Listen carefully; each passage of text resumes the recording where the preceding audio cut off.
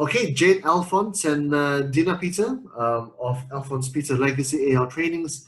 Welcome. Now, I guess we'll start with Jade and then Dina. Tell me where you've come from in terms of what you've done in the past, and what is this that you do at the company?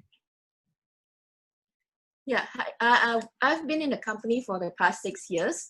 Before this, I've come from a totally different background. I was from the medical background. I studied biomedical science. Used to be a very reserved person. And then then later on, I discovered that I actually really like to talk to people. So then that's when I attended the ELS training. And then I find that this is a really meaningful job and to create a positive impact on people. So then on the 6 years ago, then I started joining L trainings, and then I started facilitating with L, and also I managed accounts in our major clientele in our training, and that's my background for now. So as far as my background, I have a background in sociology, and I've always been interested in people interactions. In many settings, especially in work relationships, because there's family settings, there's friendships, but when it comes to work relationships, I think it's very interesting to take a look at the interactions between bosses and their staff and staff and their boss. So because of that, I joined L Trainings about 3 years ago. And my role in the company is a kind of a dual role. I do both training, facilitating, and I also do material development. So coming up with material for our workbooks and for our trainings itself. In terms of training, I specialize a majority in service, sales, and communication. Okay, so the legacy of L lives on. What kind of courses do you both, what does the company handle? So our company have major topics, like main area that we focus on is 6 areas. Mostly we do corporate training, focusing on mindset and attitude of people. Then the major 6 area that we focus on is leadership, sales, service, management, team building, and communication. So this is the 6 major area we work on. And then mostly we work on mindset and attitude. Once they are ready to receive the skill, then we will inject the skill base into the training. So okay, so these are very important soft skills that I think organizations all need.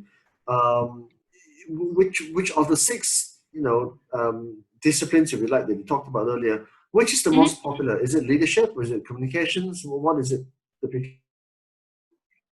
That's a good question. I would say in the current environment, we're seeing a lot of sales and management being more on the front runners in terms of our topics. Sales, because, now a lot of salespeople are feeling a bit demotivated since they, are only restricted to their homes. They're not able to go out and meet their clients. So within the past 2-3 months, we've done a lot of sales programs for these people. So kind of motivating them and being like, hey, you can do it. It's okay that you can't meet your clients in person. You can pick up the phone. What are some ways to do that? In terms of sales and in terms of management, a lot of bosses find it a bit difficult to manage their staff online. Sometimes managers are like, are my people even working at home? Are they just sitting down? Are they playing with their kids? What are they doing? So that's why we've had a rise in those topics as well. So we kind of give managers an idea of how to kind of oversee that, interaction, and also how to conduct effective meetings, over Zoom, over online platforms like that. So does that mean, like, for you guys, the last 3 months, there's still been a lot of business and a lot of clients? It's definitely not our usual volume, I would say, because a lot of things are restricted. Like, for example, we do a lot of team buildings. And when it comes to team buildings, we do offer virtual team building. But a lot of our clients do prefer the physical, in-person training. And a lot of our clients also, for certain topics like upper management leadership, they do prefer the trainings to be in person. So those sessions are kind of pushed back to the end of the year. But in terms of those sales and management topics, they're still going on. Yeah, it just seems that training, because it's so dependent on the human interaction element and the chemistry and the vibe and all that whole feeling of the other individual. Definitely. Do you get the sense that training might be, one of those industries that are, permanently affected by the COVID? Do you think that, or do you not think so? Yeah, I think in terms of the impact towards the training industry, it's definitely it's noticeable. Like, even for us, our company, we're definitely always saying, okay, I can't wait till live training comes back. I can't wait till live training comes back, because that's when we're going to see, the majority of our topics start going in again. It's definitely been a transition period for us as well, because in the past before this, we did have some online programs. But, still live training was still preferable. So for us as a company, we have had to kind of grow and evolve as well, and, work on our online facilitating skills, because, like you were saying earlier, it's different, right? Live training, face to face, and talking over Zoom is sometimes, a bit of a challenge. But it's been manageable so far, I would say. We've been managing. Yeah. Do you think that the training platforms like yourself have to really evolve and rethink about how people are trained in future? And if so, how does it change? I think, like even for us as a company, one of our major goals that we're working towards is creating a lot of self-paced programs. Yep. And so what self-paced means is basically it's a session which involves no trainer interaction, no live trainer interaction. So the participant would go in, click in, let's say it's a communications program, and there's 10 modules to consume. So they would go into our online platform, our e-learning platform, and go module by module. Maybe it takes them, a week, 2 weeks to get through the modules. And then at the end of the program, maybe they have a Q&A session with a facilitator. So that's the only point which they have an interaction with the facilitator. Other than that, it's all through online consumption. So I do think that training companies need to kind of evolve in that direction a little bit more, just providing that flexibility to our clients. Yeah. So we'll focus a lot on the material being very interactive, like, because a lot of online paced module, like, is very taboo. Like people say, it's quite boring, and we just click and go to next. So we're making it very interactive. Like we have a lot of like video clips and stuff like that make them think. So it's kind of like, and not a long duration. We do it like a short duration, like a bite-sized situation. So it's kind of evolving in that direction, and people are liking it actually. Okay, so how many years has the company been around, and what kind of track record do you guys have? What kind of corporations have you trained before? What kind of companies? Okay, we've been around for about 25 plus or so years, and the majority of our industries, we do work for a lot of hospitality industries, a lot of hotels, and also primarily in banking and finance and insurance companies. Auto industry as well. Yeah. Those are our major clientele. Okay. So what about for the next, say, 6 to 12 months? Do you see that some of these industries might be coming back? Do they even have the budgets to come back to training? And as you say, the sales element is very important. It's all about paying for salaries and stuff. But is there enough money to go around?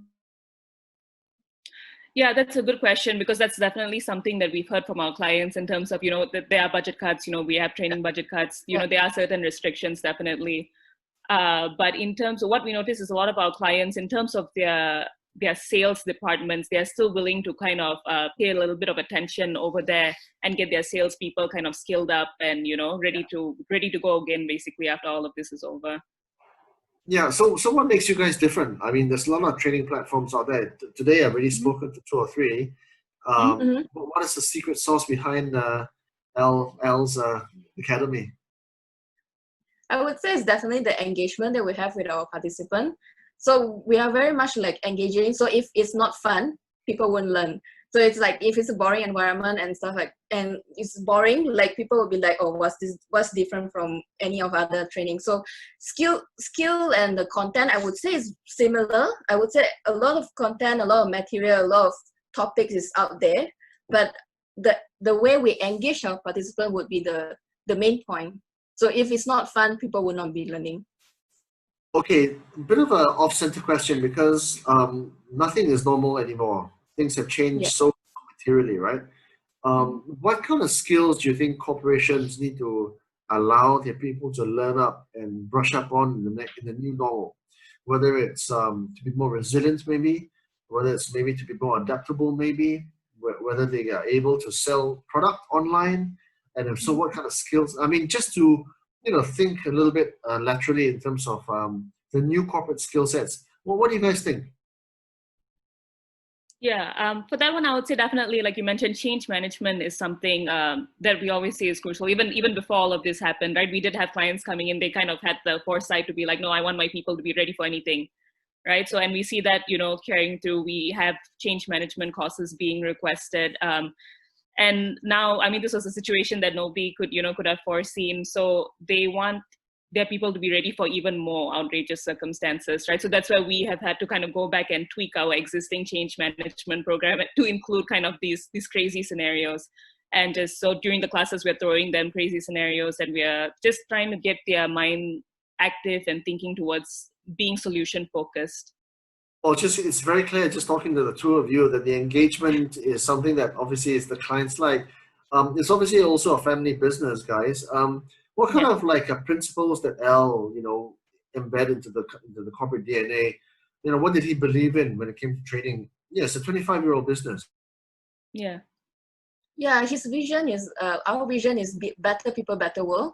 So it's always like, even if we can do a positive impact on one person, it's a chain effect, right? So that one person can create the positiveness around them. So it's about what positive impact you can create in your own triangle. So if we are able to influence even one person per day, we are working towards the vision of creating better people, then there will be better people, better world in this world. What do you think? I mean, obviously, it's a family business as well, right? Yeah, definitely. Yeah, and just going off of what Jade says, so like we've always, just us and our colleagues as well, better people, better world has always been our goal. In fact, when we set our company targets at the start of the year, our target is on people. So how many thousand lives to influence per year? So, for example, I think 2 years ago, Jade, it was 10,000, right? Yes. So it was 10,000, and then the most recent one was 12,500. So that's always our goal. So that's what we really keep track of. So like, okay, this week we had 2 sessions, 40 packs on Monday, 40 packs. So that's what we're counting up. So at the end of the year, we always want to hit that target in terms of numbers of lives to influence. So you train 12,000 people a year? That's huge. Yep. Yeah. That's that's always very fun. How many guys in your team? How big is the workforce at L's business? Well, permanently with the company, we have 8 of us. And then we have extended family very much. We have about up to 20 people. So external facilitator who is SME in these certain topics. So yeah, very much part of the family as well, sharing the same vision and the same engagement style that we have. Cool. And I guess for the next 12 months, what's the strategy for you guys as a business? Obviously, the Artisans Mall is a big thing.